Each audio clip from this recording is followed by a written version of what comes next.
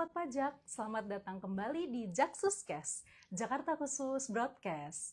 Pada kesempatan kali ini, saya Vera Teresa sedang bersama seorang narasumber yang sepertinya sudah sangat familiar bagi Sobat Pajak, terutama Sobat Pajak Khusus. Seorang penyuluh pajak, Mas Yoyon Hardianto. Selamat pagi kawan pajak semua, selamat pagi Mbak Vera. Selamat pagi Mas Yoyon. Iya, Gimana kabarnya Mas Oh, Yoyon? kita mau sapa-sapaan. Oh, iya. Saya baik, gimana Mbak Vera hari ini? Puji Tuhan baik juga Mas Yoyon. Semoga Sobat Pajak juga dalam keadaan baik ya yang menonton podcast pada hari ini. Amin. Mas Yoyon, di episode kali ini kita akan membahas tentang EIOI. Oh, bukan AIUEO ya. Bukan AIUEO. Kayak Bimba jadinya. Bimba. Nah, kalau dari tulisannya kan kayaknya singkatan sesuatu nih Mas Yoyon. Ada huruf A, E, O, dan I. Oke. Kepanjangannya apa sih Mas Yoyon? Oke, terima kasih Mbak Vera. Ya kawan pajak, kita kenal ada istilah Automatic Exchange of Information. Oke. Gitu Mbak Vera. Kalau informasi seperti apa tuh yang dimaksud Mas Nah, Yoyon? kita terkait dengan pertukaran informasi secara otomatis ini adalah terkait dengan data keuangan nih Mbak Vera. Oh, fokusnya ke data keuangan Iya. ya, karena ini kan untuk kepentingan perpajakan. Betul. Dan ini tidak semua kawan pajak memerlukan atau diwajibkan untuk melaporkan EOI ini gitu ya. Jadi yang wajib lapor EOI ini siapa aja? Hanya untuk kawan pajak yang terdaftar sebagai lembaga keuangan nih Mbak Vera. Lembaga gitu. keuangan. Betul. Apakah semua lembaga keuangan harus lapor juga? Tidak juga. Nah, kalau kita mau bicara soal siapa sih kawan pajak yang terdaftar sebagai lembaga keuangan yang wajib di dalam AEOI ini diatur dulu nih Mbak Vera. Kenapa sih kawan pajak harus lapor AEOI ini gitu? Benar. Nah, kawan pajak itu diatur nih. Pertama ada peraturan pemerintah pengganti undang-undang Perpu nomor 1 tahun 2017 yang sudah disahkan menjadi Undang-Undang nomor 9 tahun 2017. Kemudian aturan pelaksanaannya nih Mbak Vera, dia diatur di PMK 70 tahun 2017, kemudian sekarang sudah diperbarui sebagaimana terakhir dengan PMK nomor 47 tahun 2024. Nah, di sana itu diatur tentang kewajiban lembaga keuangan untuk melakukan yang namanya AEOI tadi. Nah, kenapa ada AEOI nih gitu ya Mbak Vera pertanyaannya kan pasti kan wajib. Kenapa sih harus melaporkan AEOI gitu ya. Sebenarnya kawan pajak kalau kita bicara AEOI ini adalah sebagai ada yang namanya standar reporting yang disusun oleh OECD gitu ya, di mana mewajibkan sebuah yurisdiksi untuk mengumpulkan data informasi keuangan dari lembaga keuangan yang ada di negara tersebut. Kemudian nih Mbak Vera, yurisdiksi ini harus melakukan pertukaran otomatis yang dilakukan setiap tahun dengan yurisdiksi negara lain. Jadi yang disebut dengan otomatik tadi karena setiap yurisdiksi harus melaporkan itu secara otomatis tanpa diminta oleh oleh yurisdiksi lain, harus dilaporkan dalam laporan EOI ini dalam setiap periode yaitu 1 tahun sekali gitu Mbak Vera. Berarti nanti data keuangannya ini bukan hanya mencakup nasabah domestik aja, tapi juga nasabah asing atau internasional. Kan kita juga yang namanya dalam dunia dalam dunia internasional kan kita tidak hanya berhubungan dengan negara kita aja nih, gitu ya. Kadang-kadang kan negara kita juga perlu data dari negara lain dan negara lain juga perlu data dari kita. Nah, kita saling melakukan yang namanya pertukaran data secara otomatis. Salah satunya melalui AEOI ini gitu Mbak Vera. Gitu. Baik. Nah, selain pelaporan, karena kan tadi data informasi keuangannya harus dilaporkan. Ya. Selain itu ada kewajiban lain nggak bagi lembaga keuangan itu, Mas Yoyon? Kalau misalnya kawan pajak terdaftar sebagai lembaga keuangan, ada beberapa hal yang harus kawan pajak lakukan nih Mbak Vera. Pertama, kawan pajak nanti harus melakukan yang namanya pendaftaran, kemudian melakukan yang namanya due diligence. Due diligence itu ngapain sih kawan pajak gitu ya? Due diligence itu untuk menentukan apakah kawan pajak sebagai lembaga keuangan diwajibkan untuk melakukan pelaporan. Kita sebut sebagai mengidentifikasi apakah kawan pajak termasuk lembaga keuangan pelapor, apakah kawan pajak bisa dikategorikan sebagai lembaga keuangan non pelapor. Udah gitu nanti juga yang namanya due diligence itu kawan pajak harus mengidentifikasi misalnya, saya sebagai lembaga keuangan memiliki nasabah warga negara WNH. asing gitu ya. Oke. Apakah rekening warga negara asing ini termasuk rekening yang harus kawan pajak laporkan atau termasuk rekening yang harus dikecualikan? Kurang lebih seperti itu, Mbak Vera. Jadi yang pertama adalah melakukan pendaftaran, yang kedua melakukan due diligence, kemudian kalau sudah melakukan due diligence, langkah selanjutnya tentu melakukan pelaporan. Yang gitu. secara rutin tiap tahun itu Yang ya tiap Mas tahun, Yoyon? betul gitu. Oh gitu. Kira-kira isi laporannya apa aja Mas Yoyon? Nah, kalau kita bicara sebenarnya apa sih yang harus dilaporkan oleh kawan pajak dalam rangka AEO ini, sebenarnya cuma ada 5 hal di sana. 5 hal, baik. Mbak Vera, pertama tentang identitas pemilik rekening. Misalnya kalau ini kita bicara perbankan, berarti ya pemilik rekening perbankan tersebut. Kemudian nomor rekeningnya. Nomornya. Kemudian identitas lembaga keuangan kawan pajak sendiri. Yang gitu tempat rekeningnya itu ya. Dia terdaftar di lembaga keuangan yang mana. Kemudian setelah itu saldo per tanggal 31 Desember nih kawan pajak gitu. Perlu diingat per 31 Desember. Per tanggal 31 Desember. Siap. Kemudian yang terakhir adalah terkait saldo yang dimiliki oleh kawan pajak tersebut, rekening-rekening tersebut, ada penghasilan lain nggak? Misalnya kalau di perbankan ada bunganya, ya nggak? Atau kalau kita bicara kepemilikan sebuah entitas lain investasi, berarti kemungkinan ada dividen dan sebagainya gitu ya.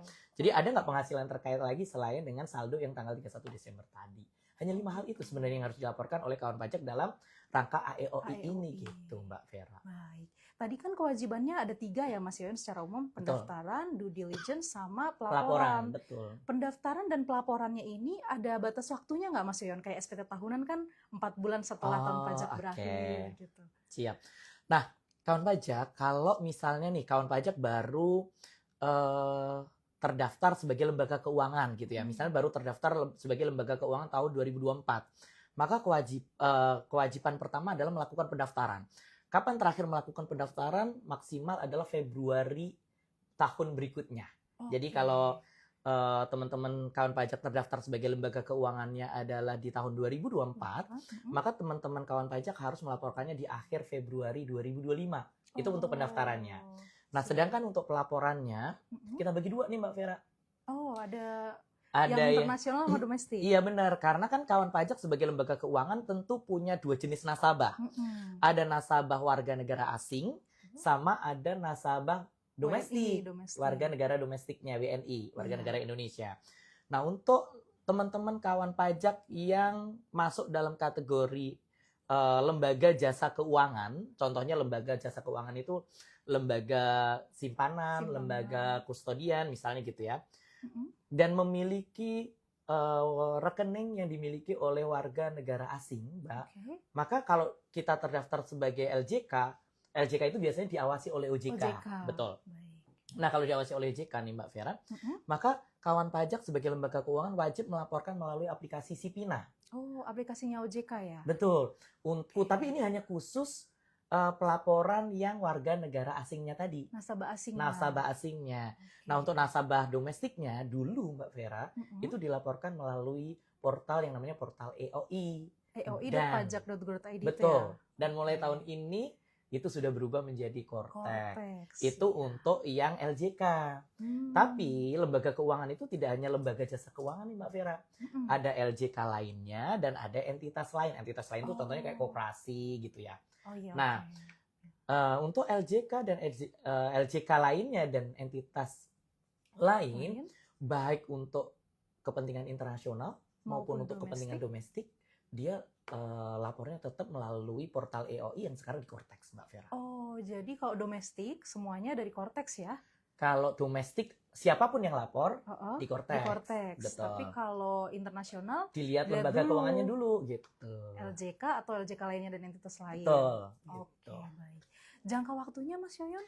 Jangka waktunya kalau untuk pelaporan lewat sekarang Kortex ya kita nyebutnya ya Mbak Vera, itu adalah tanggal 30 April. Hari ini dong. Betul sekali, makanya kita datang sengaja bikin IG Live kali ini gitu ya, untuk menginformasikan dan mengingatkan kawan pajak yang mempunyai bidang atau bergerak di bidang Lembaga lembaga keuangan, keuangan. jangan sampai terlambat lapor Lapor. gitu.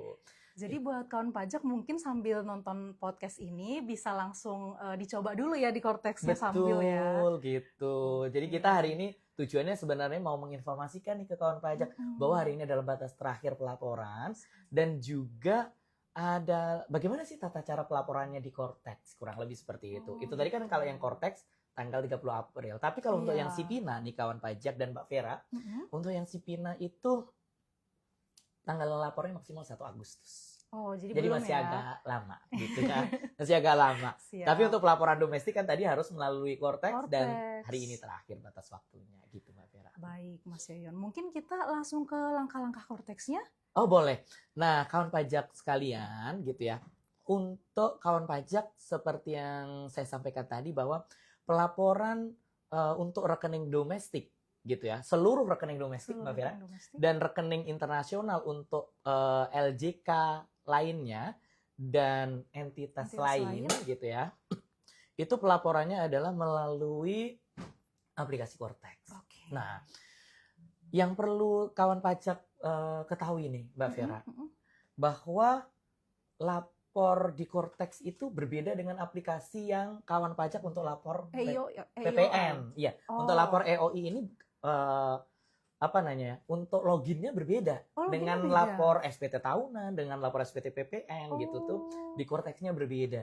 Jadi harus bikin account baru, Mbak Jadi Vera. bukan pakai NPWP 16 ya loginnya ya? Bukan pakai NPWP 16 digitnya si wajib pajak badan. Bukan ya. Bukan pakai NIK-nya juga. Tapi nanti setelah daftar di Cortex, kawan pajak akan dikasih password dan username untuk login ke Cortex EOI ini. Kita sebutnya kawan pajak kalau di Cortex adalah Cortex AIK, Akses Informasi Keuangan gitu, Mbak Vera. Walaupun nanti websitenya sama-sama Cortex, tapi ketika sudah login untuk lembaga keuangan, nanti kita sebutnya istilahnya portal AIK gitu ya. Iya, betul. Jadi ini sedikit berbeda nanti, loginnya harus berbeda gitu. Menunya juga beda dong ya Mas Yoyon? Betul, menunya berbeda. Nah, kawan pajak sekalian, saya izin menampilkan ya. Di sini hanya sekilas saja terkait dengan tata cara pendaftaran dan pelaporan di Cortex. Kita mulai dari pendaftarannya dulu kali ya Mbak Vera ya. Untuk jadi langkah-langkahnya itu kawan pajak semua, nanti ketika kawan pajak ingin melakukan pendaftaran dan pelaporan di Cortex, pertama kawan pajak harus melakukan pendaftaran. Kemudian nanti kedua kantor pajaknya akan mengecek melakukan verifikasi data atas pendaftaran yang dilakukan oleh kawan pajak. Setelah sudah diverifikasi, maka kawan pajak akan mendapatkan username dan password yang dikirim ke email nanti, ke email yang didaftarkan. Kemudian setelah sudah punya username dan password, maka kawan pajak tinggal login. Kemudian nanti melakukan pengisian. Bahkan bisa melakukan pencabutan kalau misalnya kawan pajaknya, misalnya lembaga keuangannya sudah tidak beroperasi lagi. Seperti itu sih Mbak Vera. Dari Cortex juga ya Dari Mas Cortex Yoyon? juga. Jadi full tanpa datang ke KPP ya? Iya, tapi sebenarnya untuk pendaftaran tetap masih bisa dibuka sih sebenarnya. Pelaporannya masih bisa dibuka lewat Cortex. Lewat KPP. Tapi nanti di KPP juga diproses juga lewat Cortex gitu. Cuman kawan pajak datang ke KPP gitu. Baik. Mungkin kalau untuk daftar pertamanya itu loginnya dengan Cortex korporasi dulu bukan? Betul. Jadi teman-teman, ini langkah pertama ya. Langkah pertama adalah pendaftaran teman-teman di Cortex-nya dulu bagaimana. Teman-teman login dulu dengan NPWP badan nih Mbak Vera. Login dengan NPWP badan, masukkan NIK badan, password badan, kemudian CAPTCHA. Setelah itu, kawan pajak nanti masuk ke menu portal saya. Di menu portal saya, benar. Kemudian setelah masuk ke menu portal saya, kawan pajak masuk ke menu perubahan status. Kemudian di sana ada namanya lembaga keuangan. Nah, di sana nanti kita pilih lembaga keuangannya. Di situ nanti ada penetapan, perubahan data, pencabutan. Karena kita mau baru daftar, maka kita kliknya adalah penetapan dulu. Penetapan. Benar. Nanti setelah kita klik lembaga keuangan pelapor penetapan, maka nanti kawan pajak akan di routing ke formulir yang harus diisi oleh kawan pajak. Ya, ini tampilannya kawan pajak semua. Ada manajemen kasus, kuasa wajib pajak, identitas wajib pajak, ini sudah terisi otomatis. Jadi kawan pajak nggak usah ngapa-ngapain di sini. Ini kan hanya siapa yang mengajukan, Mengajukan. lewat sarana apa kan gitu, lewat daring kan, karena lewat portal berarti lewat Pasti daring daring. gitu ya. Oke, siap. Nah, kemudian nanti di isian berikutnya, Detailnya. di isian berikutnya itu kawan pajak akan diminta memasukkan email kawan pajak apa, kemudian kategori lembaga keuangannya apa. Nah, kategori Oke. lembaga keuangan tadi ada 3 tadi, Mbak Vera. Oke. Ada yang apakah LJK. lembaga jasa keuangan, Mm-mm. apakah lembaga jasa keuangan lainnya, apakah entitas lain. Oh. Nah, dari mana kawan pajak bisa menentukan apakah kawan pajak masuk LJK lainnya atau entitas lain? Mm-mm. Kawan pajak bisa berpedoman ke PMK 70 2017 tadi. Oh iya. Jadi yang kita ada sendiri hukumnya melakukan ya. due diligence tadi. Saya masuk kategori yang mana gitu. Diidentifikasi dulu. Diidentifikasi gitu ya. dulu Proses gitu. bisnis saya apa? Benar. Oh. Kemudian setelah kita tahu, oh misalnya saya masuk perbankan gitu ya. Berarti masuk ke dalam kategori lembaga jasa keuangan yang diawasi oleh OJK, LJK. Bukan LJK lain, bukan juga entitas lain.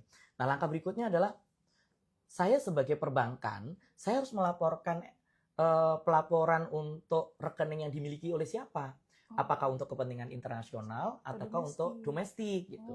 Nah, yang perlu saya tekankan di sini kawan pajak, ketika kawan pajak mau memilih namanya ruang lingkup laporan, semuanya harus di-checklist. Untuk kepentingan internasional iya, untuk kepentingan domestik iya. Kenapa tuh Mas Yoyon? Jadi itu sesuai dengan aturan yang berlaku di undang-undangnya dan di PMK 70 tadi diminta untuk dua-duanya dilaporkan.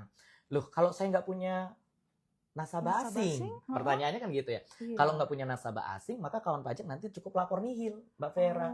Tapi dua-duanya harus di-checklist. Mau lapor internasional iya, mau lapor domestik iya. Di penetapan pertama tetap centang dua-duanya. Kemudian setelah kita sudah tahu ruang lingkup pelaporannya, domestik sama internasional, selanjutnya nomor 10 adalah pilih tipe lembaga keuangan.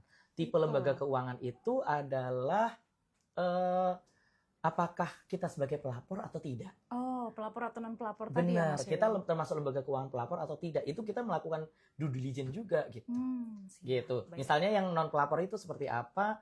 Contohnya adalah kalau misalnya kawan pajak termasuk dalam kategori dana pensiun. Dana pensiun. Oh, non-pelapor ya, Mas? Daftar, tapi dia termasuk non-pelapor. Tapi kalau kayak perbankan, kemudian perusahaan asuransi yang ada duitnya, yang ada nominalnya, mereka ada kewajiban untuk lapor. Manajer investasi, gitu.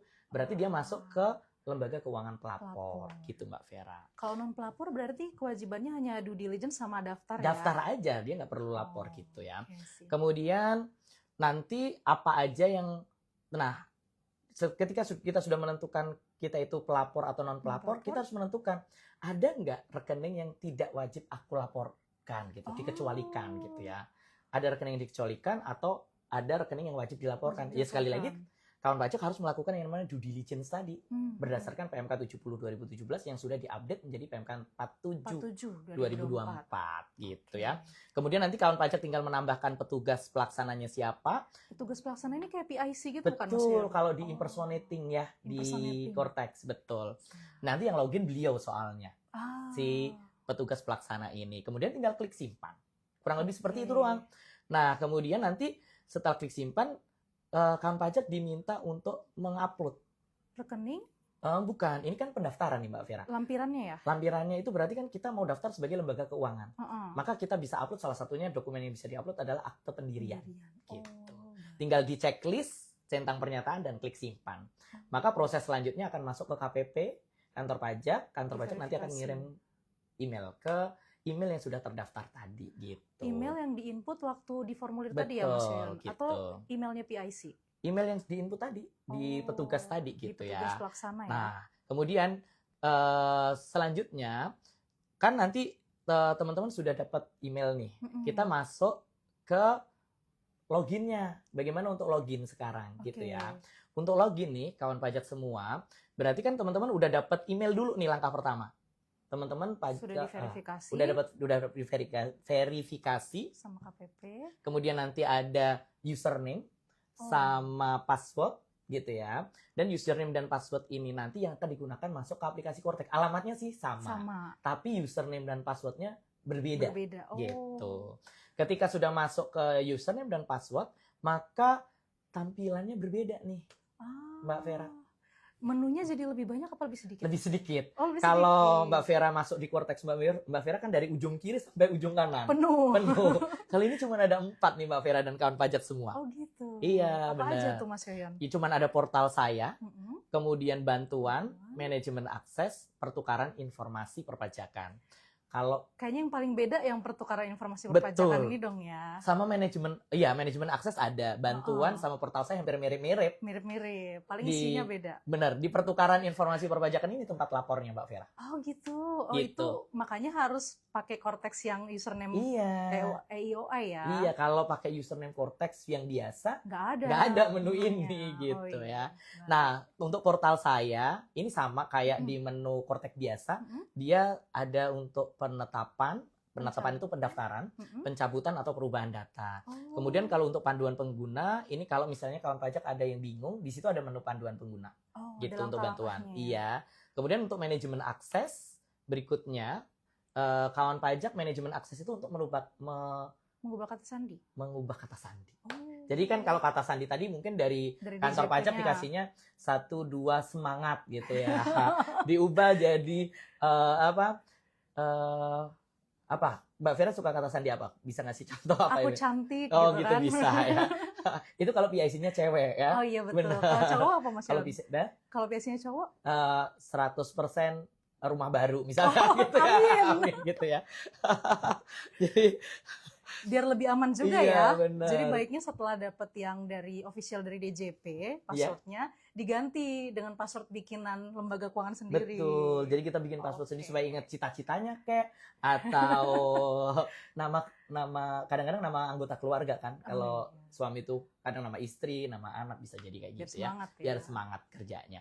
Nah, itu untuk manajemen akses. Selanjutnya kalau kita mau lapor, kita masuknya nanti ke sub pertukaran informasi perpajakan nih Mbak Vera. Oh, Gitu. Di menu pertukaran informasi perpajakan itu ada untuk domestik.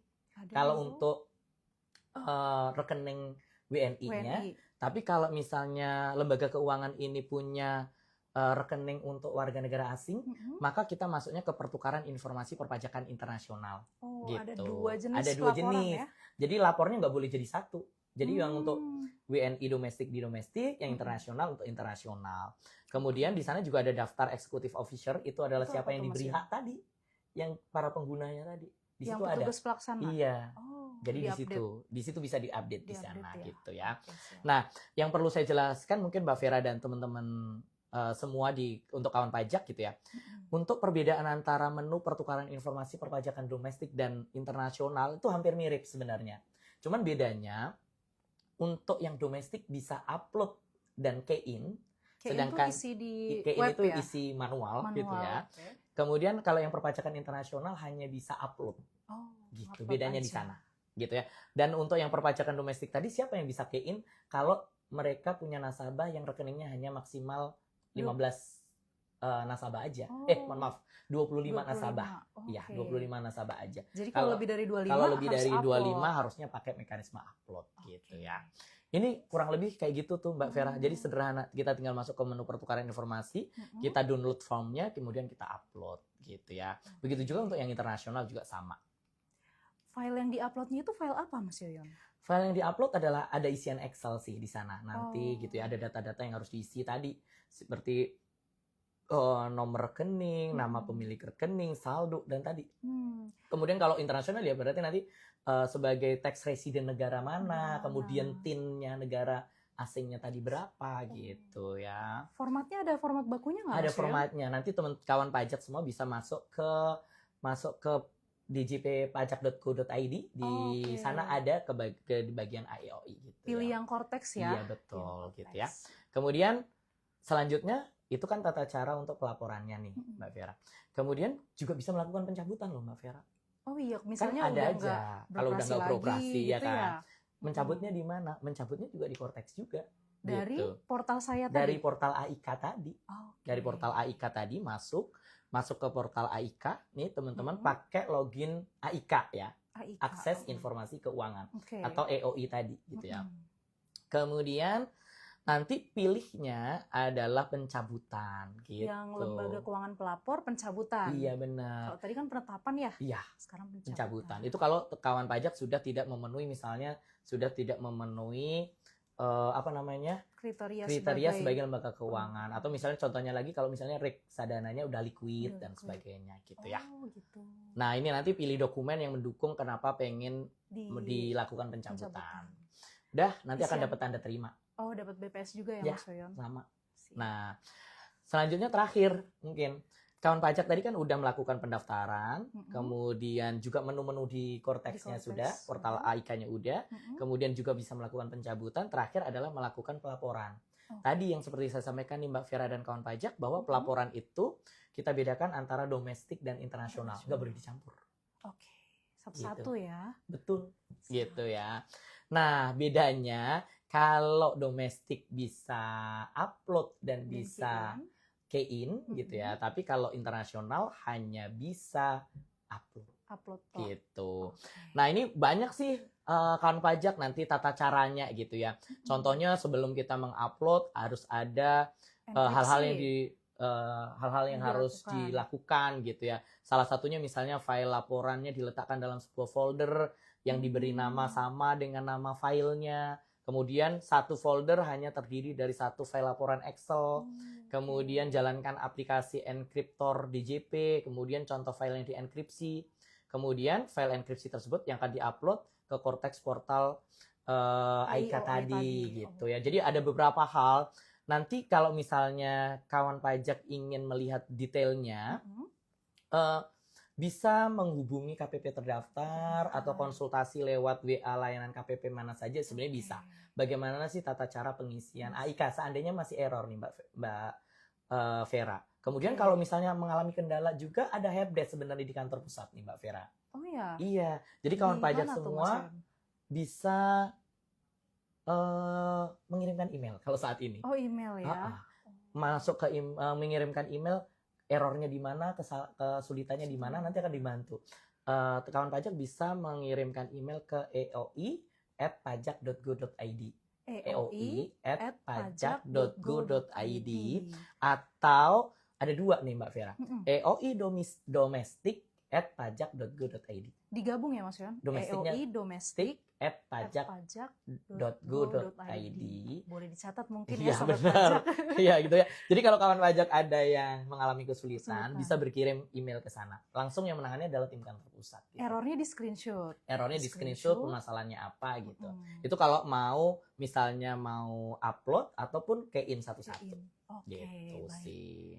Mungkin itu sih kewajiban utamanya, pendaftaran, kemudian due diligence, kemudian adalah pelaporan. Mungkin itu sih yang kita bisa sampaikan dulu gitu. Kalau misalnya kawan pajak ada yang mau ditanyakan lebih lanjut, boleh ngobrol-ngobrol di chat saat ini boleh. Atau juga tadi bisa menghubungi KPP terdaftar atau menghubungi helpdesk kantor pusat. Seperti itu Mbak Vera. Kita coba cek ya Mas Yoyon, mungkin ada pertanyaan dari live chat.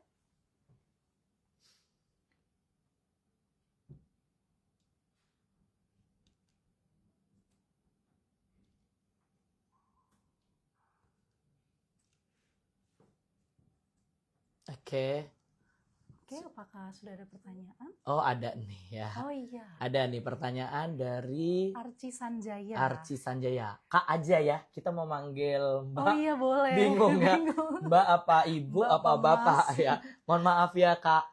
Kak Arci Sanjaya. Saya izin bacakan ya Mas Yoyon. Oke. Kalau tidak ada nasabah asing, apakah harus lapor untuk kepentingan internasional? Oke. Ini sebenarnya tadi udah kita bahas ya, kita singgung dikit ya Mbak Vera, bahwa untuk pelaporan nih kawan pajak semua, tadi waktu pendaftaran, kawan pajak itu harus menceklis dua-duanya, baik itu untuk kepentingan internasional maupun untuk kepentingan domestik gitu. Kalau untuk kepentingan internasionalnya ternyata tidak ada WNA yang terdaftar di lembaga keuangan kita nih Mbak Vera, tinggal lapor nihil saja. Kalau lapor nihil itu tidak ada sesuatu yang perlu diupload, tapi cukup checklist saja. Yang tadi di samping itu ya? Iya, jadi waktu teman-teman kawan pajak lembaga keuangan mau lapor gitu ya, mau lapor dia checklist. nihil gitu doang. Oke. Nggak ada yang baik. diupload, nggak ada yang perlu diupload gitu. Oh iya baik. Gitu Oke. sih. Jadi tetap lapor tapi statusnya Tapi nihil nihil. gitu ya. Siap. Lebih mudah dong ya kalau Iya, lapor nihil. iya gitu ya. Oke, apa ada pertanyaan lagi? Oh ini dibantu nih ternyata kawan pajak. Kita juga ada penyuluh ahli madya nih di sini Oh yang ikut iya. bergabung yaitu Pak Dendi gitu ya. Udah Dendi juga membantu bahwa laporannya adalah nihil gitu ya. Terima kasih. Terima sudah kasih, dibantu, Uda Dendi. Oke, ada lagi? Ada lagi nih sepertinya Mas Yoyon dari Mana? Kak Oh dari kakak. Windari Ningsih Oke, kakak Windari Ningsih. 88. Apabila di tempat saya ada nasabah asing punya NPWP, ini harus dilaporkan di internasional apa di domestik? Nah, Oke. bagus nih pertanyaannya nih. Iya Mas benar Yoyon. nih. Kan ada juga nih WNA Mm-mm. tapi punya NPWP juga di Iya, Indonesia, betul. ya nggak? Banyak. Jadi saya harus lapor domestik, apa saya harus lapor internasional? Internasional. Nah, sesuai dengan aturan yang berlaku nih kawan pajak semua, ketika kawan pajak punya nasabah, dia adalah warga negara asing, kemudian ternyata dia juga punya NPWP, dilaporkannya di dua-duanya, Mbak.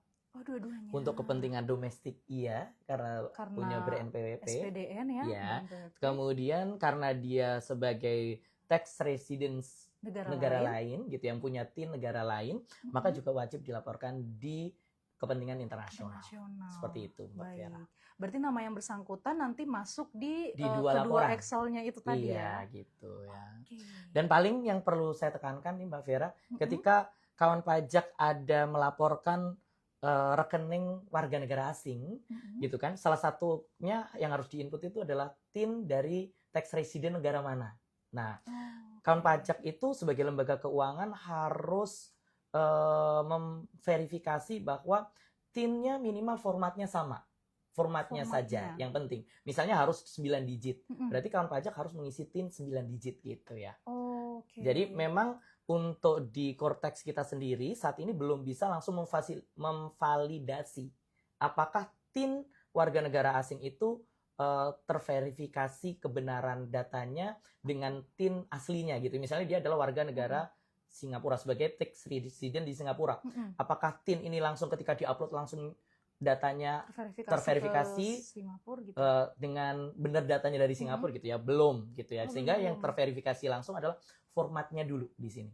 Oh. TIN-nya itu formatnya misalnya 9 digit kah atau 4 huruf 3 angka gitu misalnya. Oh. Yang hal-hal seperti itu yang akan terverifikasi di aplikasi Cortex-nya. Nanti masing-masing negara beda-beda. Beda-beda itu soalnya Mas format Yoyon. TIN-nya, betul nih Mbak Vera. Ada keterangannya nggak di Ada Excelnya? nanti ada link terkait dengan format pengisian TIN masing-masing negara gitu. Oke. Itu bisa didapatkan oleh kawan pajak melalui bisa bertanya juga lewat tadi Email Helpdesk tadi, Helpdesk EOI kantor pusat atau juga bertanya lewat WA di KPP terdaftar KPP juga bisa terdaftar. gitu. Oke.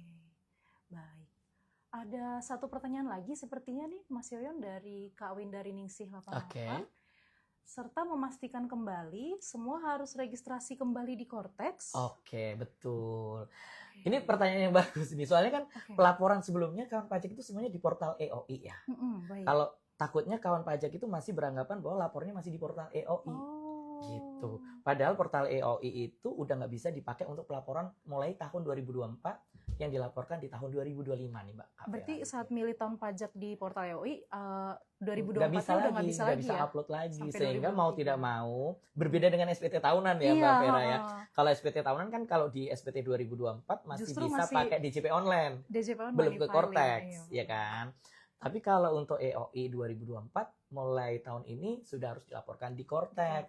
Supaya lapor harus bisa daftar dulu. Oke. Ya kan? Harus punya loginnya dulu Punya dong. loginnya. Jadi semua kawan pajak yang di lembaga keuangan itu mau tidak mau harus daftar dulu di daftar Cortex. dulu. Seperti itu. Yang di Mbak Vera. portal saya tadi ya. Betul. Penetapan. Oke. Sepertinya pertanyaannya Udah. sudah Oke, habis Mas siap. Yoyon. Oke, semoga bisa mencerahkan kawan pajak dan Amin. mengingatkan kembali bahwa hari ini tanggal 30 April April adalah batas terakhir untuk pelaporan EOI di melalui portal Cortex. Cortex atau portal AIKA kita Portal menyebutnya. AIKA ya, oke Portal siap. AIKA gitu ya. Semoga sobat pajak semuanya yang merupakan lembaga keuangan lancar-lancar ya lapornya Iya hari ini. benar. Karena berbarengan juga nih dengan SPT tahunan. Iya Mbak Vera. benar, kalau yang tahun bukunya Januari Desember ya, Iya hari ini betul. juga. Oke, baik. Untuk sobat pajak yang mungkin kalau masih ada pertanyaan, boleh WhatsApp ke KPP terdaftar masing-masing, atau bisa juga menghubungi helpdesk yang tadi ya sobat pajak di eoi@pajak.go.id atau eoi-domestik@pajak.go.id. Oke, betul. Betul ya Mas Yoyon Betul, ya? betul. Selain itu ada juga nih sebenarnya panduannya di pajak.go.id Betul, kan Mas Yoyon? betul, iya. Pajak.go.id reform.djp/reform.djp/cortex. Nah, nanti boleh dipilih yang handbook dan yang seri lembaga keuangan. Di situ ada PDF-nya Betul. untuk panduan langkah demi langkahnya. Baik. Akhir kata, sepertinya kami pamit dulu. Iya, sudah tidak ada pertanyaan ya Mbak Vera. Baik. Mohon maaf apabila salah-salah kata. Ke saya Vera. Saya Yoyon Hardianto. Kami mohon undur diri. Selamat datang, sampai jumpa kembali Sobat Pajak di episode selanjutnya yang lebih menarik lagi. Sampai jumpa kawan pajak, selamat pagi. Selamat pagi.